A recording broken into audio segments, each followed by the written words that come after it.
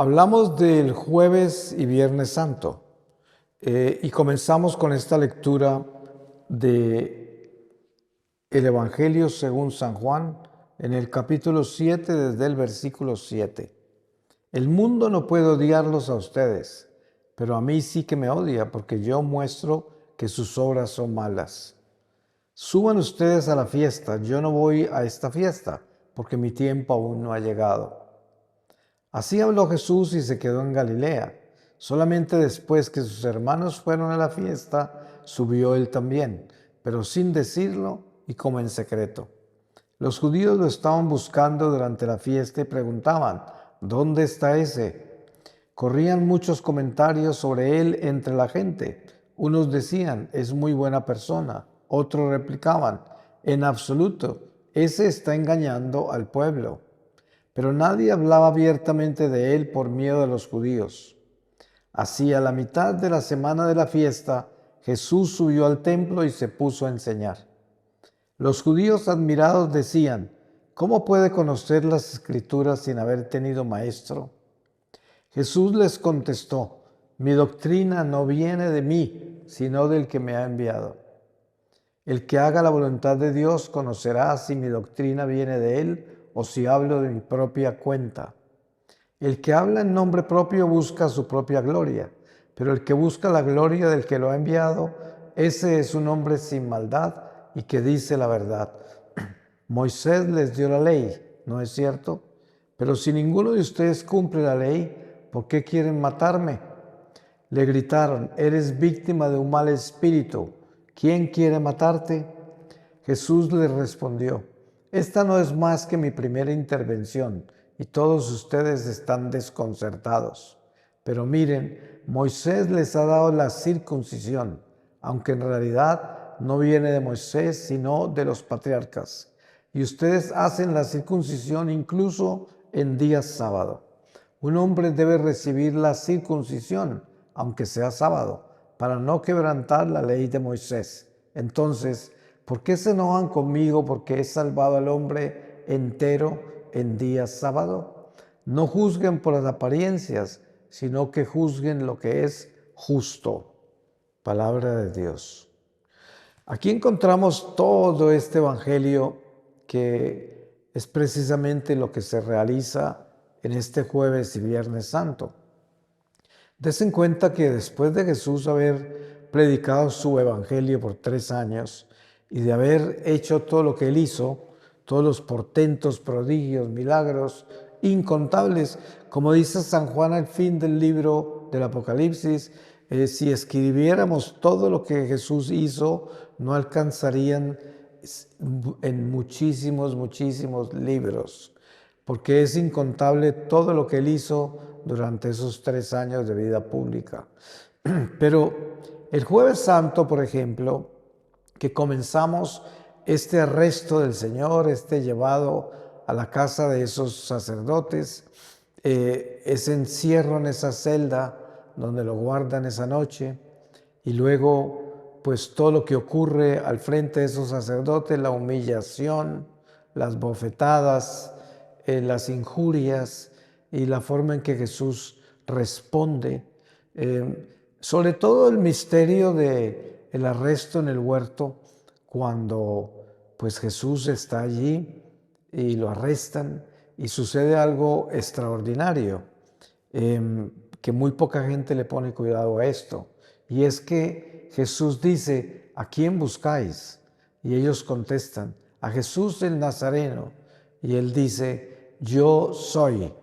Y la palabra nos cuenta que inmediatamente todos cayeron.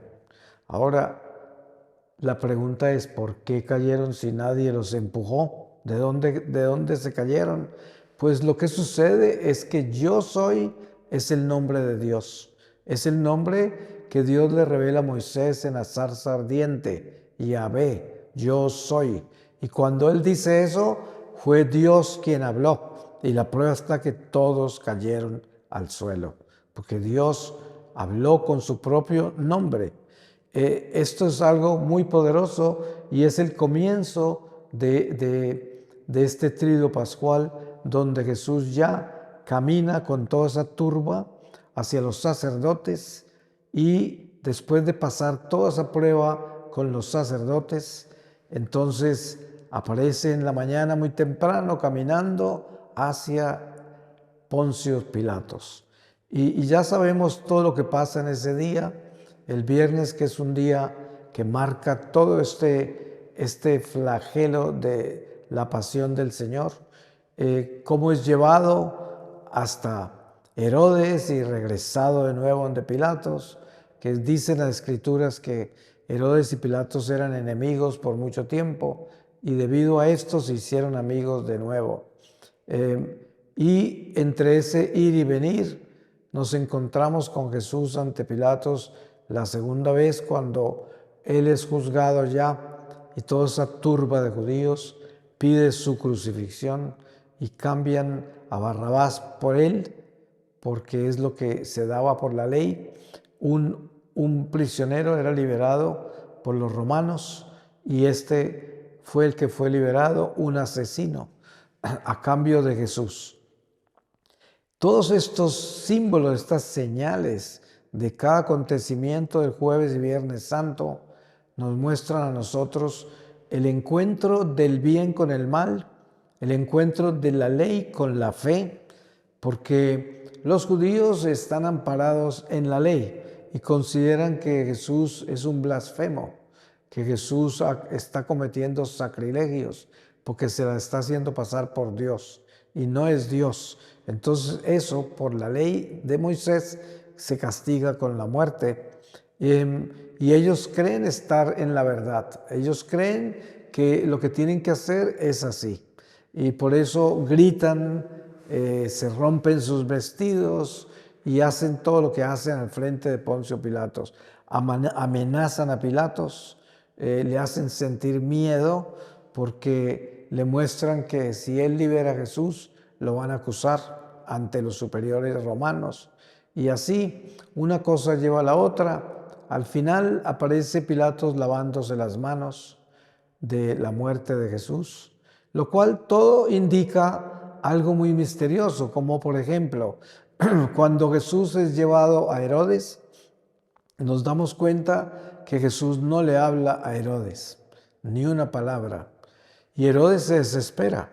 Sin embargo, Herodes lo deja en libertad, lo envía de regreso donde Pilatos y le manda el mensaje de que no encuentra nada con qué juzgarlo. O sea, lo declara inocente realmente. Lo manda donde Pilatos y Pilatos está más encartado todavía. Su esposa había tenido un sueño y en el sueño se le había revelado que no tocaran a ese profeta, que no se metieran con Jesús. Y ella le manifestó eso a Pilatos. Y estos romanos eran gente muy supersticiosa, porque ellos pues no eran de Dios, eran paganos, pero como adoraban tantos dioses y tenían tanta confusión espiritual, ellos eran supersticiosos. Y Poncio Pilato tenía miedo, se sentía muy mal. Pero hay algo muy importante que sucede en ese coloquio, en esa conversación entre Jesús y Pilato, y es que Jesús le dice: los que me entregaron a ti son más culpables que tú. Con esto entendemos nosotros que el Señor le está dando a Poncio Pilato como un perdón, como que lo está justificando y le está mostrando que él es ignorante, pero él no sabe, no conoce la verdad, pero tampoco es culpable de lo que le está sucediendo a él, porque fueron otros los que lo trajeron a él.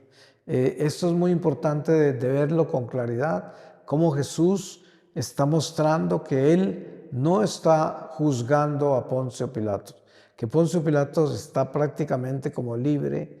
Él se lava las manos de ese inocente, como dice él, y lo entrega. Se lo entrega a los judíos. Después vemos las concesiones que él da. A pesar de la muerte de Jesús, se lo entrega a José de Arimatea para que lo bajen de la cruz. Nicodemos y José de Arimatea se lo llevan a esa tumba que está nueva, que nadie ha sido enterrado allí, y que todo esto es plan de Dios, perfectamente diseñado por el Espíritu Santo. Tenía que ser así. Ese es el destino de esta redención en Jesucristo. Cada paso que ha dado estaba escrito ya. Es parte de una historia que está creada y que nosotros caminamos sobre ella, sobre unos pasos ya dados, ya creados, misteriosamente, porque en el lenguaje de Jesús en su vida pública podemos ver en las bodas de Caná cómo cuando la Virgen le pide al Señor el vino, el Señor le dice: ¿qué es contigo, mujer? Mi tiempo no ha llegado todavía. Y aquí podemos darnos cuenta de algo muy particular. Dios tiene un plan y es un plan perfecto. Jesús es Dios y Él mismo le está diciendo a la Virgen: todavía no. Es que todavía no va a empezar esto. Sin embargo, por intercesión de ella, todo comenzó, porque hizo su primer milagro maravilloso en presencia de todos. Y sus apóstoles quedaron maravillados. Era el comienzo de esa amistad con ellos, de ese caminar con ellos, de esa misión con ellos, con ese milagro tan extraordinario. Entonces, cuando miramos todo esto, nos damos cuenta que todo lo que sucedió con Poncio Pilatos, con Herodes, lo que sucedió con la sentencia a muerte de Jesús, lo que sucedió con el envío de Jesús al Gólgota cargando su cruz, lo que sucedió con lo que verdaderamente estaba sucediendo, que era la muerte de la muerte. Suena extraño decirlo así, pero es que es así. Ese fue el final del reino de la muerte. Bueno, uno se preguntará, ¿pero por qué se sigue muriendo la gente? Es que el reino de la muerte termina en plenitud en el momento que regrese Jesús la segunda vez, pero que será el juicio final y terminará el reino de la muerte para siempre. Pero la muerte ya fue derrotada. Y por eso hoy San Pablo nos explica con claridad que cuando nosotros morimos, simplemente nos transformamos. Porque si morimos en Cristo, pues no moriremos, sino que nos transformaremos, porque el Señor nos resucitará. Y esto es un don maravilloso que nace por la venida del Mesías, nace por el Espíritu Santo que nos envió, que nos ha dado la vida que habíamos perdido por el pecado original y que es la derrota total a la muerte, que es el diablo. Todo esto está presente perfectamente en este jueves y viernes santo, donde pasamos de la aprehensión de Jesús, del juicio de Jesús o encuentro con esos sacerdotes de Anás y Caifás, y después cómo lo arrastran, lo llevan humillado por la calle hasta Pilatos. Ahí nos encontramos con la Verónica en ese caminar, que enjuga su rostro, que se convierte en una fuerza espiritual para la iglesia, la faz de Jesús, el rostro de Jesús. Qué misterio y cómo han sucedido cosas maravillosas con esa faz del Señor. Y después nos encontramos con ese día tan largo, porque el Viernes Santo es un día muy largo, es un día de mucho sufrimiento, mucho dolor, de mucha confusión. Los apóstoles están destruidos, no entienden, no tienen fuerza, se escondieron todos. El único que anda con el Señor es Juan, que anda prendido a la Virgen, que anda prendido a las mujeres santas de Jerusalén, que llevan una fuerza, que no tienen miedo a morir por el Señor y que son tan valientes que se van con Él cuando Él comienza a arrastrar esa cruz y los siguen, se van al lado de Él. Y todo esto es acompañado por San Juan, que se prende de esa valentía de las mujeres. Pero dense en cuenta que es el único de los 12, de los 11 que quedaban. Es el único porque los demás todos se escondieron. Y obviamente que luego entendemos que la razón por la cual se escondieron es porque todavía no tenían el Espíritu Santo. El Señor les había dado el Espíritu Santo a veces. Cuando les hablaba, les soplaba el Espíritu, así dice la palabra, pero era para que entendieran lo que les estaba diciendo en ese momento, porque él sabía que ellos no entendían, y para que le entendieran les soplaba el Espíritu Santo. Entonces, esos apóstoles que huyeron y se escondieron no tenían la fuerza para atreverse a morir por su maestro, y por eso se escondieron. Pero eso no quería decir que no lo amaban con un amor imperfecto, un amor humano, un amor que está lleno de miedo, que está lleno de inseguridad, que es un amor carnal, que es un amor que todavía está en el mundo, que no trasciende al mundo espiritual, a la plenitud del amor de Dios. Y por eso no tenían esa fuerza inmortal que trae el Espíritu Santo. Pero des en cuenta que son pasos que se dieron en el camino, porque este es el camino.